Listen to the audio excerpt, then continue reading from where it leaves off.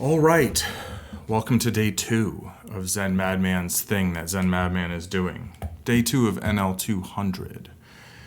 I have one table in the upper left-hand corner where I have observed someone open limping, and one table in the lower right-hand corner that I'm on the waiting list for.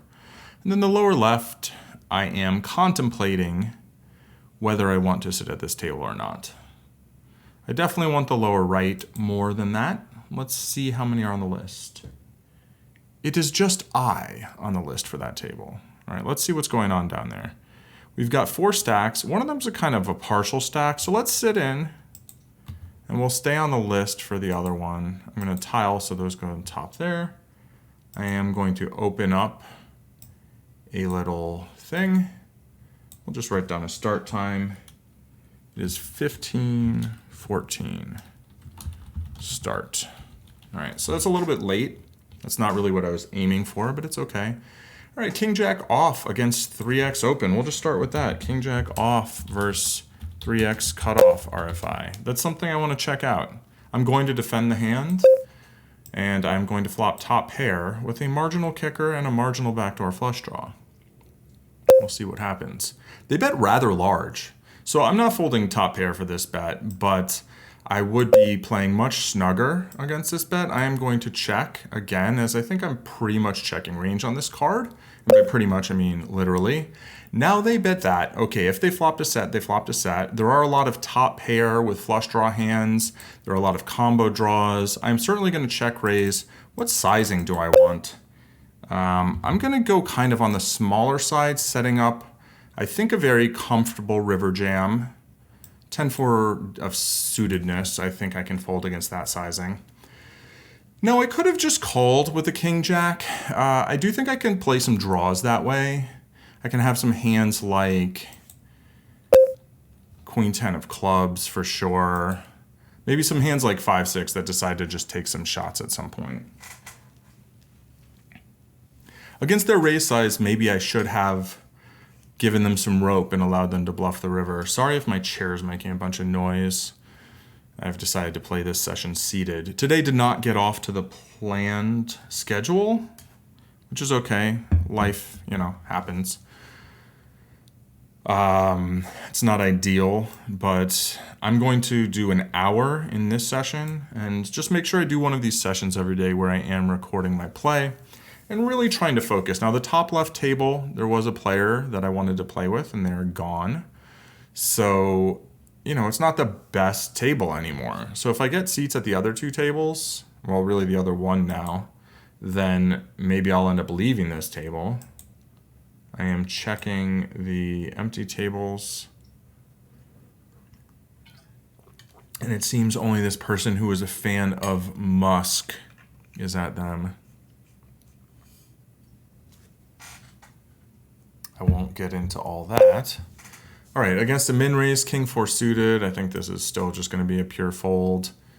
Was this Hey Now the person who had the short stack? I think they were. I think they were the person that I saw and said, hey now, that's not a full stack. Which is not necessarily terrible, but is often indicative of a less than regular player, shall we say. Okay, we are going to open to $2.50 more than the $2 big blind. That I just started to say the totally wrong thing, and then I decided to say that instead.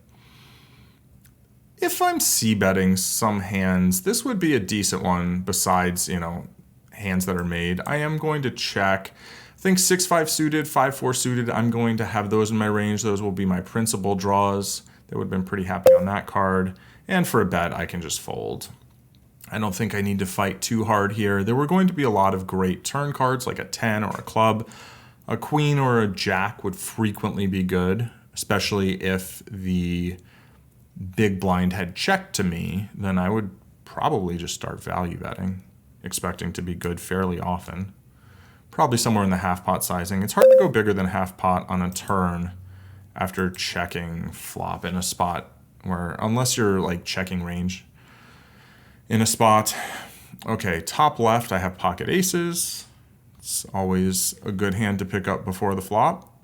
And, you know, I'll take the blinds, but it would be nice if this person wants to get a little frisky. And they do. They have the short stack, so I'm going to just do my normal raise size. I don't think I need to do anything smaller here. I could use like a 2.5x sizing, I guess, against that, but I haven't really explored that much.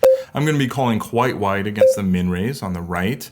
I do flop a gut shot and basically the second worst ace X. So I think they're going to check back some ace X, some random overcards. I might check call this turn. Be an interesting spot to maybe find some bluffs on like a heart, although I guess a heart is a fair portion of their betting range. I think my hand's good a certain amount of the time. And now I've got 2 pair with the nut kicker. And like, do they ever have me beat here? I don't know, maybe. Maybe they're slow playing a monster sometimes, but I feel like my hand has a lot of value. Even if they have ace high here all the time, then there's 8 in the middle for my 6. I think this is worth a call.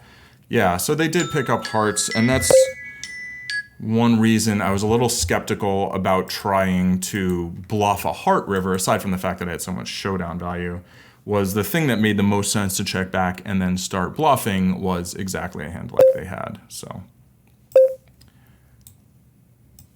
Let's see. Oh, did they do the thing? Oh, interesting. Okay, cool. Good to know. This is a board that I think generally we want to go bigger on. Now, I could check back. If I'm only using a big sizing, I could start checking back a hand like ace 9. I do want to think about that. Let's see. Ace 9 off, button, RFI versus big blind, defense, ace king for two-tone. So I think my hand should mostly be good. Do I have a raise? Let's go to the right and put the 3-bet in first. I'm going to let them keep bluffing. I think they have 2 pair here pretty often. Pocket 4s is like the only thing to really be much concerned about. And I think I can jam. I don't know. I think a small raise is a little small. I'm just going to go ahead and jam, and we'll think about the hand later. Ace king, we can call some, we can jam some. Ooh, so that was a very nice, very lucky turn just call with the ace 9. I did have value to raise, but I actually slow played it and let them make aces up, which is hilarious because I was just talking with a friend who had a hand where they had top 2 with ace 10 actually, and somebody turned like aces and 6s with ace 6. So good one there. That's fun. All right. So yeah, I should make a note about that. All right. So we will try and make a good note. Yeah, the table on table 2, chair squeak alert. Okay. There we go. On table 2, the top right, when I had the ace king, I think a 5-bet jam is fairly trivial. I think we can call there sometimes if we want. You know, I mean, I can mark that down. Ace king off, button 3 versus cutoff RFI /4. Jam 100% or mix. Right, obviously there's no folding in that spot. Oh dear, oh dear, oh dear, oh, I missed it. Okay, so that sometimes happens when taking notes, is, you know, timing out with a hand that was like a marginal call anyway. Speaking of marginal calls, top left, I'd say that's a marginal call. That is not really a marginal flop though. It is quite a good flop. I don't think I need to bet that big there. I think I can bet larger if I want. Table 2, ace 10, I think I'm just going to check a board like this. I can call a bet, but yeah, they did the 3/4. So given the 3/4, I am just going to give up against like a small sizing I would call, which is one of the reasons you want to use a small sizing, right? You want to put a hand like mine, like ace high, in a tough spot, I think, right? This is everything I say, you know, take it with a grain of salt. This is what I think in a given situation. I am not a master of no limit hold'em.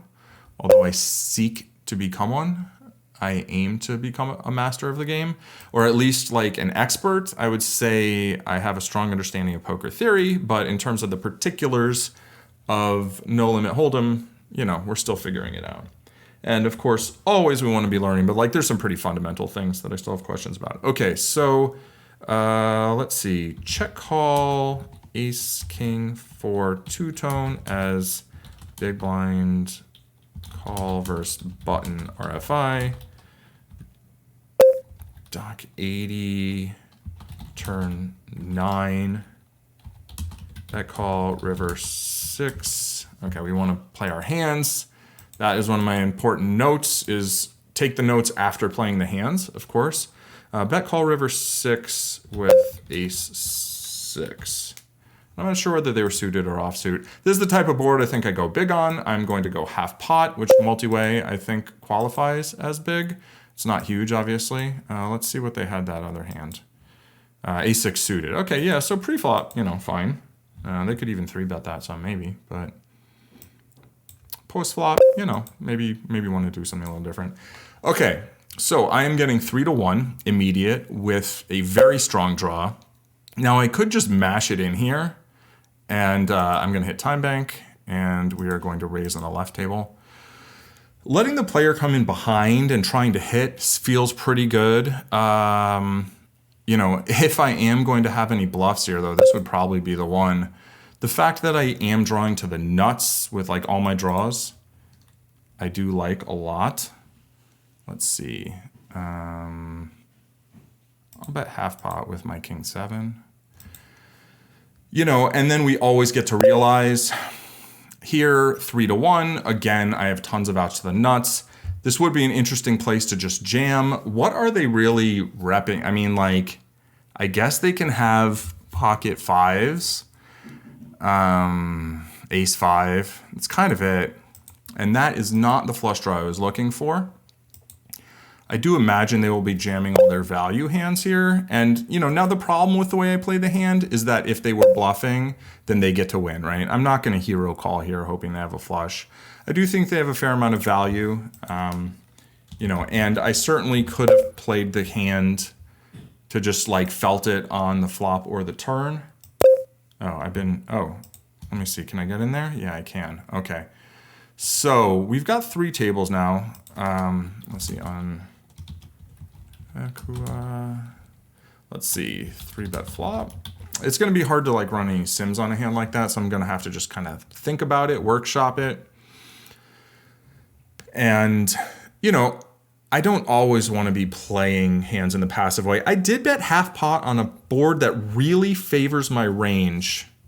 So I feel like there are good reasons to play the hand the way I did, and I will talk about that later. Okay, first I'm going to play the queen, the jack 5 and flop queen 10-5 to it. Jack 10 is the sort of hand that I do think we can think about like having some cold calls here. I'm not going to.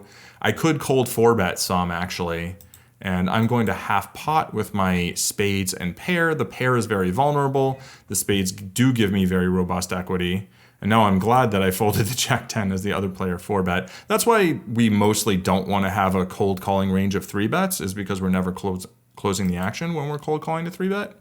Unless the first player shoved all in and then somebody 3-bet over them, then I guess we can cold call. But and close the action because the other player doesn't have, you know, any more chips basically, or if their jam, you know, wouldn't reopen the action. But generally speaking, that's the thing about that spot, is that we're just not closing the action, and it seems like a pretty poor spot to get involved usually. All right, now I do only want to play 2 tables. So what am I going to do? I've got top left has 1 player that I think is on the sort of loose passive side. We just got ace king stacking aces. You can see if that hand was played weird or anything. It's probably pretty standard. Yep, they just put it all in pre and just got a bad run out for aces. And then the lower left is obviously the game I really want to be in. Got to think about our position. There are 2 open seats on the top left, which is often a bit of an asset. On the right, I think that Hey Now player was like short, but they're not now. So I don't have really a read on them. So really only this Mr. Patience do I have a read on. 7s can do some 3-betting, can do some flatting. I think a lot of the charts say 3-bet or fold here, which doesn't make much sense to me. With a hand like sevens, I think flatting makes all the sense in the world, especially with somebody behind us that we might enjoy playing pots with. That is not really the board we were looking for. I don't think they can just bet range or anything here with 3 opponents, so I am going to get a free turn card fairly often. Player 18's check wasn't like super reliable. If like a 6 comes off, I'd probably bet the turn if check 2. I think you can make some arguments for putting a small bet out there with 7s and just denying equity to the tons of overcards to my pair that can exist. But I also think hey now can check a lot of ace X, and certainly player 18 can check a lot of ace X. Let's see kind of what does happen here. I mean, we get a bet and a call. Is Pierogi calling with jack? Do they both have an ace? Like, what happened there? Certainly a reasonable spot, though, for hey now to have some sort of an ace that they did not want to just bet 4 ways. Or they could have had a hand like pocket jacks that, you know, all of a sudden got huge. Or maybe they had a hand like, you know, if you do flop a set on a board like this and you have 2 players behind, you can check and then see if someone has an ace and they bet, and then you check raise. Lots of ways to play. So again, I'm not really aiming to play 3 tables, but it is hard. You know, I don't want to quit the top left because I'm deep, but I don't think being deep is a reason for me to not quit. Like I don't think it really plays much in my favor. I do have a hand I'm going to defend here. And against a small bet, we're certainly going to call one. All right, ace 4. Ace 4, I think we can actually mix call and 3-bet. Against 2 callers, I think I can just give up with this on the lower left. And we called the flop. We've got the nut, no pair, right? 6s with an ace, king, queen. I think we're going to chop here pretty frequently, but they had pocket 4s. Maybe I could have, you know, pushed them off of that. But I did have showdown value. If I had peeled with some sort of double backdoor, I would have started bluffing to try to get them to fold, you know, maybe an ace high, maybe some small pairs. King 10, we're going to call. Queen 8 barely doesn't make the cut. Although with that big blind, maybe we do want to start playing a hand like that. Here, I think this is a decent bet size. You know, if they're checking, I think they have a lot of ace high, some under pairs. They can be checking some value hands, I think, as well. I believe this is going to be a hard card to get some folds on, and I'm no longer drawing at the nuts. I don't know. I'm going to check. And do they just have ace high here all the time? I don't feel like I can credibly really get ace high to fold. Can I? Let's try it. Let's just do this. Let's see what happens. Do they have like pocket pairs, or do they have a jack? Okay, 8s. So they do have pocket pair. I think they're going to have that fairly often. If I go bet, bet, bet, I just felt like only the cards that were going to help me were the ones that were going to get folds, except like an 8. I thought maybe an 8 is a good bluffing card for me. But of course, it was not, with their hand being what it was. All right, so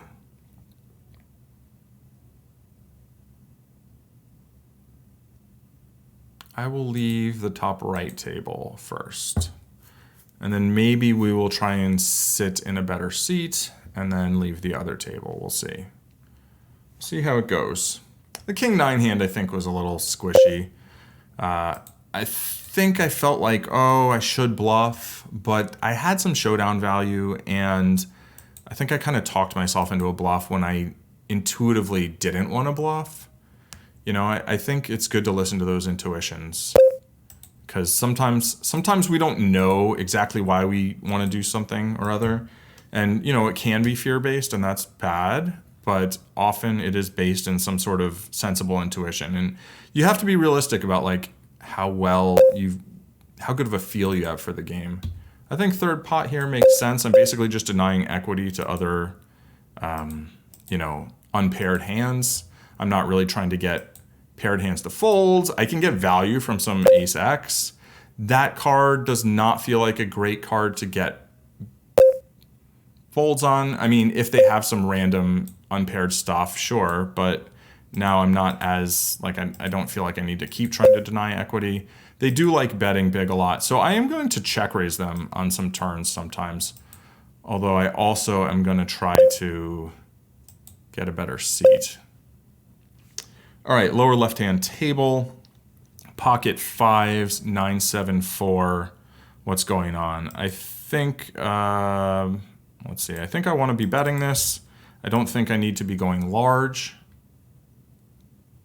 We'll close the top right and we will tile these so they look a little bigger, a little prettier. So I made a flush. It's not much of a flush. I don't really expect to get called by better, and I don't expect them, or I don't expect to get called by worse much, and I don't expect them to like have any outs when I'm ahead. I mean, they can, but it's unlikely. All right, so, you know, I have a club, let's call, let's see what they're doing, and they can be just like cold bluffing, or my hand can be good. And they had aces, which is like, I don't even know. I am going to raise on the left-hand table. I am thinking about what my sizing is going to be. Let's see, how about 61? I believe this will allow them to reopen the action if they jam. And it's, you know, it's gonna make a comfortable river shove, I think. I could have gone bigger. Okay, they decide to go bigger. And, you know, I'm not gonna snap call because we want to get the overcall. We're probably chopping, and we're chopping. And they were drawing live on the left, so well played by Ship It. We got all the money in, and yeah, nice hand. Now we're only three-handed, so I am going to pop up the thing and not immediately. Oh, there's another good game. Wow, these games are actually quite good looking right now. All right, we're going to raise. All right, so I'm gonna just put that there. I'll put it on the other screen though. You don't need to look at it. Like, I'm kind of tempted to check back just to give this person rope, but I think they might lead the turn anyway for no apparent reason, so I'm just gonna bet 4. I think against a player like this, I can use larger sizings maybe, but I think this is like a fundamentally reasonable sizing. And on the flush turn, I think something like 3/4 is reasonable. I expect them to lead out here some non-zero portion of the time with weaker hands than mine. So 15, like 14, 41. Let's make just some symmetrical nonsense. And, you know, I'm betting for value. I will bet one more street for value. If they were to raise, I would be concerned, but I'm not sure I'd be folding just yet.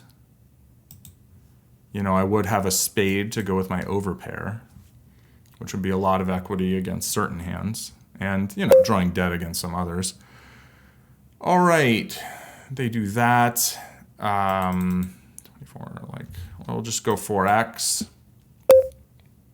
And easy fold with the ace-8 on the right. And we'll take the pot. Nothing wrong with that.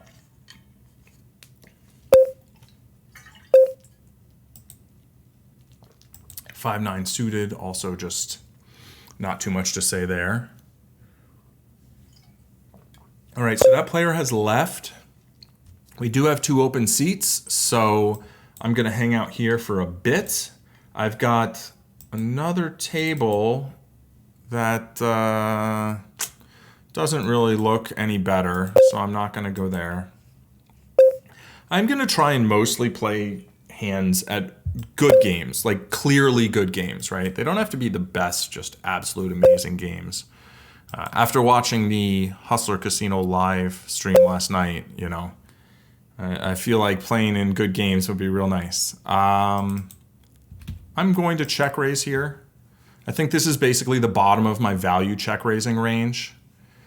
There are a lot of straight draws they can have. There's a lot of straight draws I can have. I think a hand like Queen Jack, Jack 10 is probably on the weak side for value. Let's say King Jack off, big blind versus cutoff RFI, 2x. What was the board? Jack 7-6 rainbow. Check raise. Bottom of value range? Question mark. All right, and here in the small blind, I'm trying to remember. Yes, I do want to be doing this. We're going to do this way. We can cold call some with this hand, I believe, but I'm not really going to be doing too much of that in this scenario. I don't think I'll play this four-handed game for that long. As again, you know, I'm not trying to play in a bunch of tough games right now. What I'm trying to do is play in good games that have some tougher players. And here I think I can bet half pot some of the time. This combo is kind of borderline, I think. We'll put this one on there. King 9, button, RFI versus big blind call. 8-6-5 two-tone without backdoor flush draw. Okay, and we'll hit the time bank and then give a little consideration. Queen 4 suited, I think we can raise. Against this sizing 4x, I went half pot already. I think I can just fold. You know, I do have king high. I don't love folding king high, and I do have the gut shot. All right, it's time for the posture and vision check. Still a short, you know, a short session so far. Okay, Queen 5 deuce rainbow. This feels like something that we may be betting range. I do want to work on these small blind, you know, these blind versus blind spots a good deal more. The 4, I feel like pretty much the only hands I get to fold are ones that are getting crushed by me, so I'm going to check. I think there's some king high that they could have peeled that I'm good here. I have a little bit of showdown value. They could peel some random cards. Now I can maybe get some pairs to fold. Obviously ace X is never folding. I do think some pairs will fold. I'm gonna bet 6. This is weird though. This is like definitely a little goofy. It looks like a block bet, but I think it's the sort of thing that can get some like weak pair hands to fold. Apparently not though, so nice hand, good call. I wonder if I'd gone bigger if it would have been more convincing. I'm not sure if it would have. All right, I'll play another orbit to just kind of see how this Nevada player plays. They did post in the cutoff, which is generally a good sign for us. But, you know, we don't know. So let's watch. There's been a raise and a call. And now this board that often favors a caller's range a lot of the time. Half pot bet. Okay, I'd say we didn't learn too much there. Half pot seems like a pretty common bet sizing on a board like that. I'm gonna look at the lobby again, make sure that like I didn't get passed over on any of the games I want to sit in. And whiffed pretty hard here, you know, tiny bit of showdown value, still gonna have a tiny bit of showdown value. They'll probably let me show it down when my hand is good a fair amount of the time. On a card like that, like maybe I can get an ace high to fold, sure. It might be worth it. I'm trying to think of worse hands I'll have. I might have some undercards. They did hit the jack though, so I don't think I'm getting them to fold that. It might have been worth taking a stab though, just to fold out unpaired ace high. Of course, some of that might have been bluffing themselves, so maybe I don't accomplish that much. I've had a bunch of king high decisions on the river, deciding whether to bluff them, and then also a lot of my top pair hands were king high, right? It seems like everything's been king X. I've got king jack, ace 9, ace king, king 10, king jack, king 9, and a bunch of king X that I haven't recorded. That's like the theme for this that I didn't write down to take a note on. Yesterday I had a really good study session after my play session, which was nice. All right, let's check out the top left, table 1. We've got a raise and a cold call. Cold call obviously doesn't tell us too much about the player just yet. I flop quite nice. Let's see what's going on with this. This table all of a sudden is not as amazing, but it's probably good. It's probably better than some of these. All right, half pot. I flop, you know, middle pair, open-ended straight draw, folding jack 9 there, and, you know, flush draw now, or backdoor flush draw rather. I don't think I'm getting called by that much, so I'm going to bet on the small side. You know, maybe I want to use the larger sizing because, you know, reasons. I'll talk that through in a bit.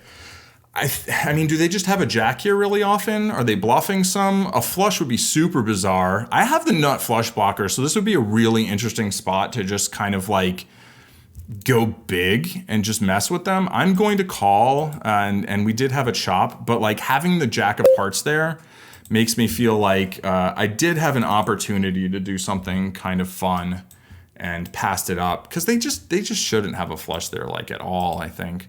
So I kind of, I think that was, what was it, Jack of Hearts, 10, or no, it was Queen X on Ace of Hearts, King of Hearts, Queen of Hearts, 10 of X, but Ace was turn. Okay.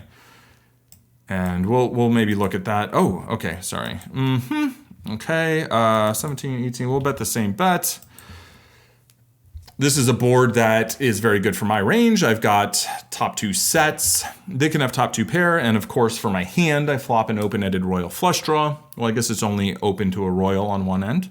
But, you know, pretty good flop. So the top left, I'm not sure. That was kind of a weird hand by Nevada player. But ace-jack, am I even always going to... All right. I guess we'll just get it in against the button. We haven't seen too much about how they're playing yet. But I do feel like that might be the table I want to play more. You know, CJ Archer and BP Smith are both rocking shorter stacks. And we've seen a call. So I'm actually going to fold this as it's only a borderline open for me. I generally tighten up a little bit against the open limp. And then I use a larger sizing, basically. I think you can either use a smaller sizing and have more hands that are going to play decently multi-way, or you can use a larger sizing, have a better chance of getting heads up, and you know, tighten up your range a little bit. Of course, it all depends, you know, on how people actually play, right? I mean, you can try and come up with GTO ranges and all that, but like you can run a solve for how to play against a limper. It's a thing. I've done it. It's pretty interesting, to be honest, but I don't have a lot of good ones. I ran them for limit hold'em. All right, so here on this texture, this is so good for my range, and it's quite wet. Like any ace X is gonna feel like they got something going on. Of course, there's a flush draw available. I think half pot is reasonable there. I would do that with my good hands and my bluffs, and then just have some amount of checks. All right, so we've got some open shoves. We've got ace 10 going there. Let's see, and they unfortunately lost, but we'll just say open shoved, ace 10 suited, like 20 big blinds deep. What do we have up there? Garbage, double down. So it seems like I'm doing a lot of 3-tabling here today, which is not my intention. I guess I will sit out the top left. This might just be like how it is in these games. Maybe I should get used to like having 4 tables kind of open and then just like sitting in and out. I don't know. As I get more accomplished, I will be happy to play more kind of heads up against people, more 3 or 4 or 5 handed against players that I think are good. However, I just don't think I'm that good yet. So, you know, there's no need to like battle for the sake of battling. One tabling is fine, right? I'm here to do a combination of things. I'm gonna fold the ace 10 offsuit. I think this maybe is a mix. Against that sizing, maybe it's like a pure fold, I don't know. Pretty good flop for ace 10 though. All right, we'll focus on the top right, though, where I do have the Mighty Ducks against the Wise Raccoon. And against a regular 3-bet size, I think I can mix call and fold. Against a large 3-bet, maybe I'm mostly supposed to fold, and a small 3-bet, pure call. Small being like 3x, normal being 4x, and large being like 5x or more. 5 times the size of my open. All right, so I have left the top left. We'll close that. We'll bring this one up there.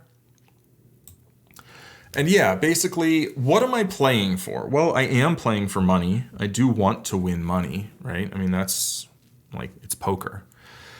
But mostly what I want to do is just get better at the game.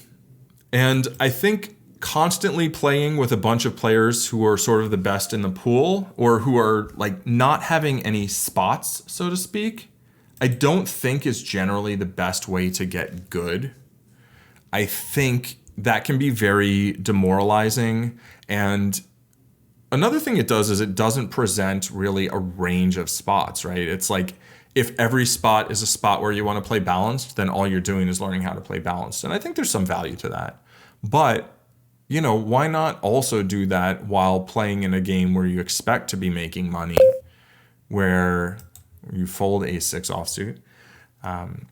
You know, I mean, an ideal game almost might be with like 1 or 2 world-class players and then 3 just, you know, delightful donators to the cause, where you can sit there and be playing very profitably, but you can also get some really tough spots, right? And I think that's a great combination. I want tough spots. I don't want every hand to be a tough spot. I want there to be some easy spots. I want there to be some spots where I feel like I'm exploiting my opponents. I don't want to feel like I might be the worst player in the game. I'm not saying that I would be necessarily. I'm just saying I don't want to feel like that's even a possibility, right? Like, as long as someone's just calling pre-flop and not doing it for some very devious reason, and coherent, like devious and coherent reason, then I feel like I'm not the worst player in the table, right? You know, it's possible I'm the best player in the table. I don't know. I don't think so. Probably not at most of these, you know, 1-2 tables. All right, so I 3-bet pre. I think 7-6 usually wants to do this. On a board like this, I don't really know what I'm supposed to do. I'll bet third pot. This might be a half pot or check board, but, you know, my 3-bet range is just stronger than their raise call range. So when in doubt, bet it out. I'm going to kind of stick with that.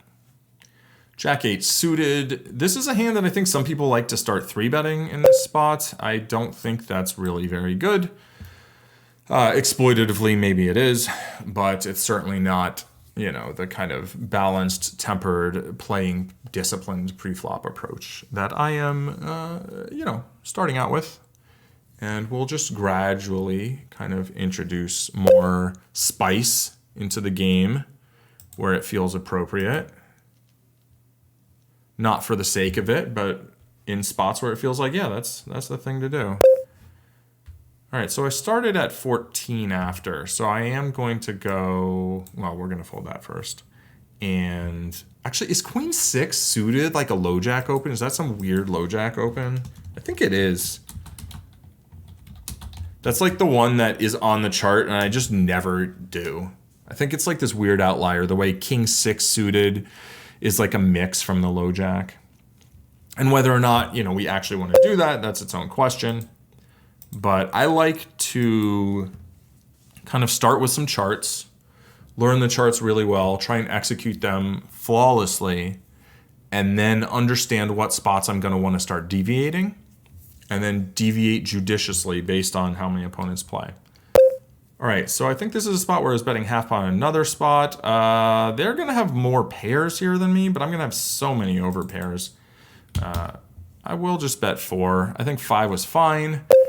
That is quite a poor turn card for my hand. It's decent for my range. I'm going to have a lot of ace high, good ace high, more than they do. I'm going to have more club draws than they do, I think. When I'm the better, I'm going to bet more. Maybe not. Maybe actually they're maybe supposed to donk some there. I'm not sure. It's interesting. And against this bet size, I actually really just want to call to look them up and kind of just know. I'm going to go bet on the left. And I'm just going to see what they're doing. Okay, so they did that with a really small... All right, we're going to go bet with a really small club there.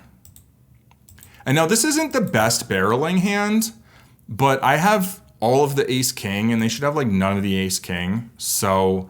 sometimes, you know, you catch that queen jack 10 board and you were the pre-flop raiser, and it's a spot where your opponent should just have been 3-betting ace king pure, and you can just go for it.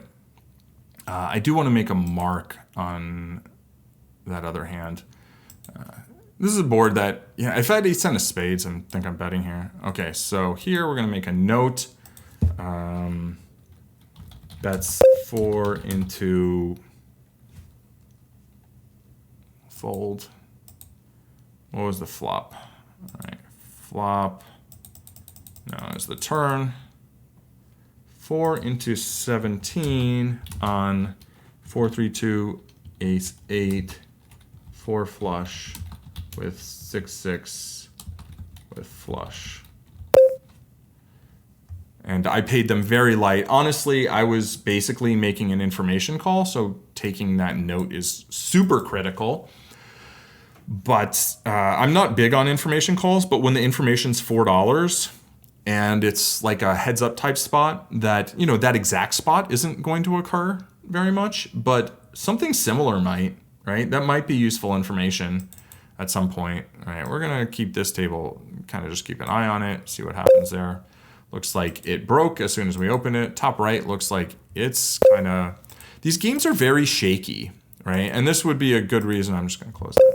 This would be a good reason to move to New Jersey, because then I would have like 3 sites to play on. It would be much easier to move around and, you know, try to just play on the sites that have the games. I mean, this is one site, and over there, this is the only site in Nevada, right? I mean, all right, it's time for a break. I'm not gonna take a real break. I am going to just look into the distance. 1,000-yard stare. I have this scroll with like waterfalls on my wall, which I think I got in Montreal, in Chinatown, Montreal. It's very nice. I think it was hanging in the Taekwondo school when I had the Taekwondo school in Times Square. All right, this is one of the worst jacks I'm gonna have. So checking makes some sense on the top left, but I'm not sure how much I'm checking that board at all. So I'm just gonna go ahead and bet. Top right, king 9, I'm gonna open and catch a very wet kind of, you know, flop that I think is just better for their range. I don't think I wanna be betting range here. My hand isn't great either. It's fine to just let them win some pots. All right, king 5 is not a hand we're playing.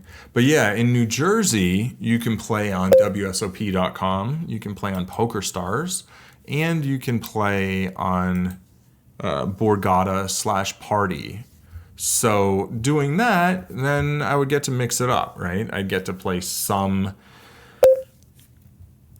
on each, and you know, the challenge is like if there's rake back loyalty tier levels, maybe you don't get as much rake back. But if you can choose between the games from a bunch of sites, you're just going to play in better games. And like right now, if I wanted to play 4 tables of 1-2, I couldn't. I would have to mix in some 50 cents a dollar or wait till I can move up to 255, which actually right now has 7 games running, which is, you know, awesome. But let's 3-bet. I think this is going to be a mix, probably. Let's see. Ace 9 suited, big blind versus small blind, RFI, mix.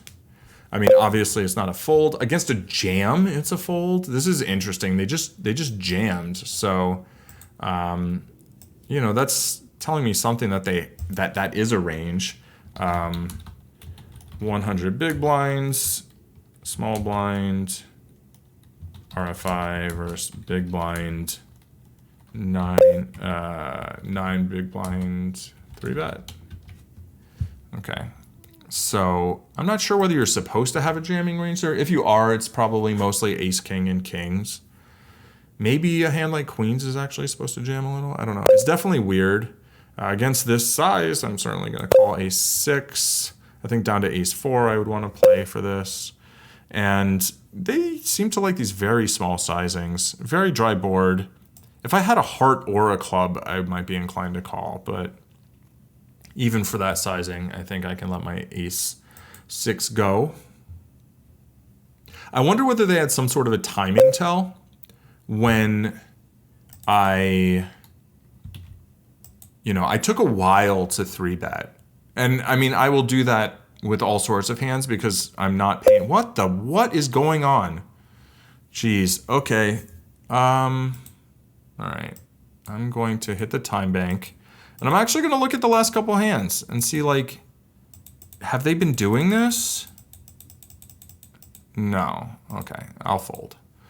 If they had been doing this, like, several hands recently, you know, like pre-flop, just making these weird jams, then I would be thinking, okay, well, you know what, maybe let's call it off with nines. Nines are rough because, you know, they can be dominated by 5 different hands, which is 30 combinations.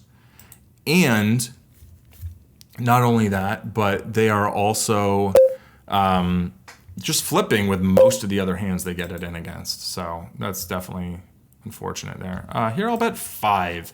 we're gonna do exploitative sizing on the right. On the left, I'm going to check one time. I'm gonna go back and look at that other thing. Okay, so I think I can still bet for value on the top right, even with the flush coming in. And I will check one more time on the left. And now I'm gonna say I'm all out of value on the right, and we just have to check. And you know, if they bet, they bet. And I'll fold on the left.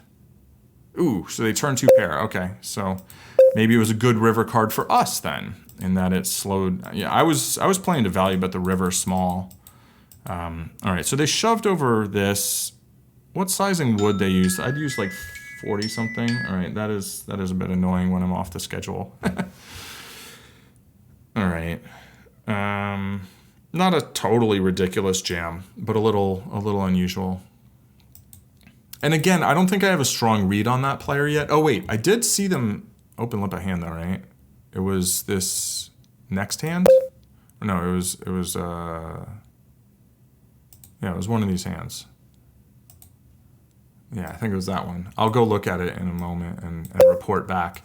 Okay, first though, let's focus on this. I have the worst open-ended straight draw, so you know, that's either a reason to raise or a reason not to raise. I'm gonna use it as a reason not to raise. This board, I think, hits their range pretty strong. I do think that when they bet here, they're gonna go pretty big. And now I've got a bit of a thing where I think I'm gonna bet like 8. Basically, like I'm trying to just eke out a call. All right, I'm maybe 23. Oh, what the? Jeez. Okay, I typed something in and it didn't go there. This has happened before. It's gotten weirder in other spots. Okay, we'll do this though. Very weird spot now on the table on the left. This is like, you know, it's just a weird spot. We're gonna do that. Okay, I should probably visually confirm that whatever it is what's going in. Okay. And do I want to try and get value here? So many draws bricked. I am going to check, and I think they can try and value. They can bluff some hands. Yes, I'm not going to get value from a 9 or a 10 in this way, or a 5. I think it was going to be hard to get value there anyway. Yeah. So you know, this is why I'm two tabling, because it is a little difficult for me still to be trying to take these notes. All right, let's look at. Why didn't that one pop up? Oh, I see what happened. Okay, so yeah, so we do see some open limping from that person. So that's good to know, right? That is data. And here, we get called. I don't think we're gonna be c-betting this very often. On the top left though, I think I can. And I can go small. And with like a weak ace, I can go small. With pocket pairs bigger than a 7, I can go small. And we're just gonna fold on the top right. I don't know, maybe we're supposed to take one off. I don't think it's a big deal. I did have 2 overs to the 7 and a backdoor straight draw, which I think is nice to have when we are bluffing there, right? It is some equity, some cards that I might want to barrel. Here, I don't think I'm going to keep barreling. I could start going big, but it feels not very convincing. And now on this run out, like maybe I could try and get a 7 to fold or something, but you know, we're just done with the hand. What happened here? Last time I checked, I'm gonna actually check raise this one. I think it's a little interesting of a spot to do that. We're gonna see what we got. Okay, so the ace deuce is what that was. Okay, so we're going to make it 22. And you know, I've got 2 overs and an open-ended straight draw, and I can have hands like all the sets really, and I can have over pairs. And I'm gonna bet here. I'm unblocking diamonds, which I like. And yeah, anyway, I don't know. It's just what we're gonna do. I don't love this ace because now they can have like the ace of diamonds. So I did a big 3-street bluff there, and that was either psychotic or like expert. I don't know. It was actually neither. It was, I mean, maybe it was a good play, but I'm not sure. On Bois de Boulogne. Okay. We're going to definitely run a sim on that and see, like, is that a thing that the solver ever wants to do? Is that a good hand to barrel off with? I felt like not blocking diamonds was a really big asset. I also thought that the ace on the river could potentially be a good card to get some folds from some of the smaller pairs, as in a lot of my bluffs got there, just as a lot of their nut flush draws got there. But, you know, and I am going to play 10-10, 9-9, 10-9 that way some. My overpairs all of a sudden, you know, lost credibility. So, yeah, I'm going to check that hand out. I thought it was pretty interesting. I'm going to play about another 10 minutes and then give it a rest for a bit. I think Jack 4 suited I fold, Jack 5 suited I play. Again, with this big blind, maybe I want to be opening up a little wider. You know, it's hard to really know how much we can adjust based on post-flop tendencies that players might have. And I kind of just checked out on the left, which I don't want to be doing. I think, you know, giving up in that spot is fine, but I want to be doing it consciously, right? The whole point of this 2 tabling, and maybe 1 tabling would be better for this reason. But the point is that I am able to like really dial it in and not...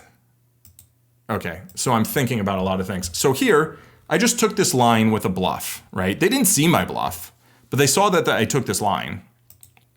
So I'm going to take the line again, but this time I'm going to have value. And I was, oh, okay, spicy. I don't think this is a spot I really need to be slow playing. I mean, I don't really want to give them free draws.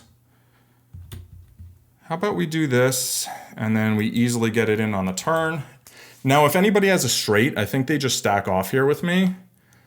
If somebody has something like a set, and I do feel an elevated heart rate, right? I want to acknowledge that every time it happens, basically just to be like, yeah, this is what's going on with my body right now because of whatever's going on in my mind.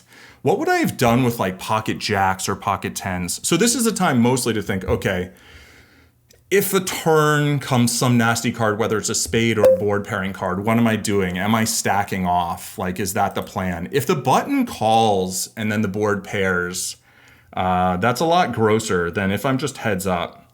If I'm heads up, I don't mind it nearly as much. I wonder if I had just called, if the button would have 3-bet a lot, like with straights, that now they might actually consider folding. It's funny that they just saw me take this line. If they had seen a bluff in that line, of course this line's a little different. It's 3 ways, right? But just generally speaking, out of position. You know, I am going to have 175 back against the small blind if they just call. All right, so everybody folded. Not that exciting. It's possible that I just grossly misplayed that and got like 7-8 to fold or something. It's also possible that they folded some sort of 2 pair or some kind of combo draw that just didn't feel that good. I don't know. Interesting spot. Interesting to see they haven't reloaded, so that's good to know. We want to keep an eye on kind of how they're actually playing overall. Haven't seen anything super out of line. Half pot, I don't think Queen 9 needs to continue.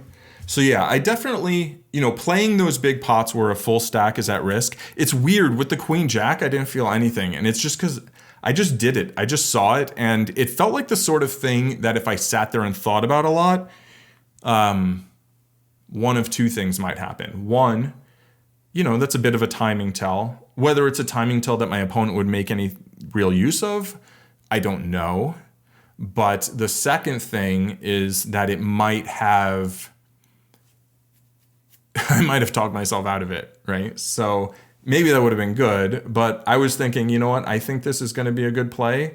So I'm just going to go ahead and do it right now and just not stress it. Just like, let's just go, right? Let's have some check raise bet jam bluffs. Let's do that sometimes, right?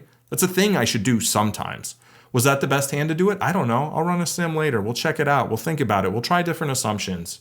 I'll talk with my friends about it, right? But if I'm doing it never, then why would they ever call me when I have like king, queen, like in that spot, right? Or in the other hand, say pocket tens or pocket nines. So because I'm definitely going to have value in that line some, I need to have some bluffs. So, you know, I think sometimes it's easy to stress too much about whether we're picking the best bluffs when the truth is we need to make sure we pick some, right? One of the problems with picking really bad hands to bluff is if we're doing that and picking all the other hands to bluff, then we just have way too many bluffs. But I definitely have too few bluffs in lines that involve putting a stack in. I know this for a fact. I have no doubt. I also have no doubt that Jack 6 suited is going to be a fold against the button raise. From the small blind anyway. Big blind, of course, we call. But yeah, I know that I don't bluff enough when it comes to, you know, jamming all the chips in. And so I'm going to start doing it some.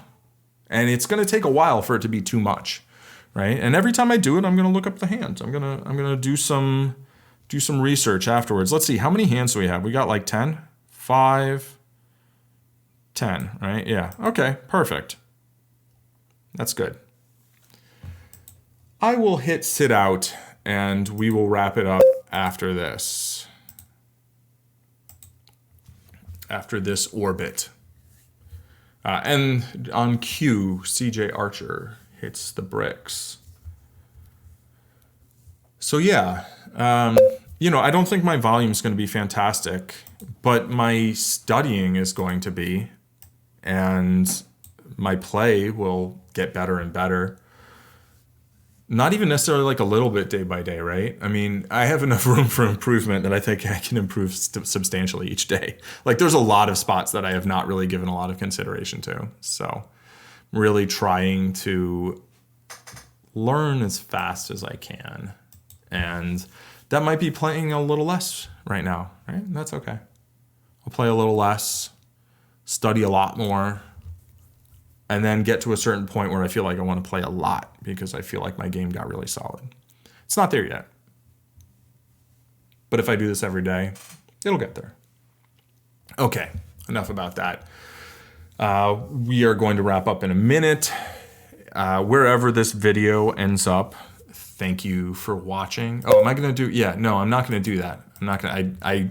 I started it last time, right? And I said, no, we're going to do like a full screen wrap up. And then I don't know where the videos go. Who knows?